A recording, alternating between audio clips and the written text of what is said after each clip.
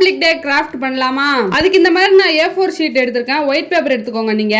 But A4 sheet தான் நல்லா இருக்கும். A4 ஷீட் இல்லாத பட்சத்துல நீங்க ஒயிட் பேப்பர் எடுத்துக்கலாம். வந்து நான் 1 சென்டிமீட்டர் அளவுல கட் பண்ணி எடுத்துக்கிறேன். உங்களுக்கு எவ்வளவு நீளம் வேணுமோ அந்த மாதிரி கட் பண்ணி எடுத்துக்கோங்க. நான் வந்து பிரெத்தை மட்டும் தான் சொல்றேன். என்கிட்ட ஆரஞ்சு கலர் ஷீட் இல்ல, அதனால நான் வந்து கிளிட்டர் ஷீட் யூஸ் பண்ணிக்கிறேன். அப்புறம் கிரீன் கலர் ஷீட்டும் இல்ல, அதனால நான் வந்து பெயிண்ட் பண்ணி எடுத்துக்கிறேன். அப்புறம் இதை வந்து 3 ஃபிட் பண்ணணும். அதுக்காக வந்து இந்த மாதிரி டேப் எடுத்து ஒட்டிக்கிறேன். நான் கொஞ்சம் பெரிய டேப் தான் யூஸ் பண்ணியிருக்கேன். பின்னாடி வந்து கண்ணாடி ஷீட் மாதிரி யூஸ் பண்ணிக்கோங்க. அப்பதான் நம்மளுக்கு வந்து பிரிக்க வந்து கரெக்டா வரும், இல்லைன்னா ஒட்டிட்டே இருக்கும். இப்போ நம்ம கட் பண்ணி வச்சிருக்கோம்ல, அந்த 3 ஷீட்டை வந்து இந்த மாதிரி ஒட்டிக்கோங்க.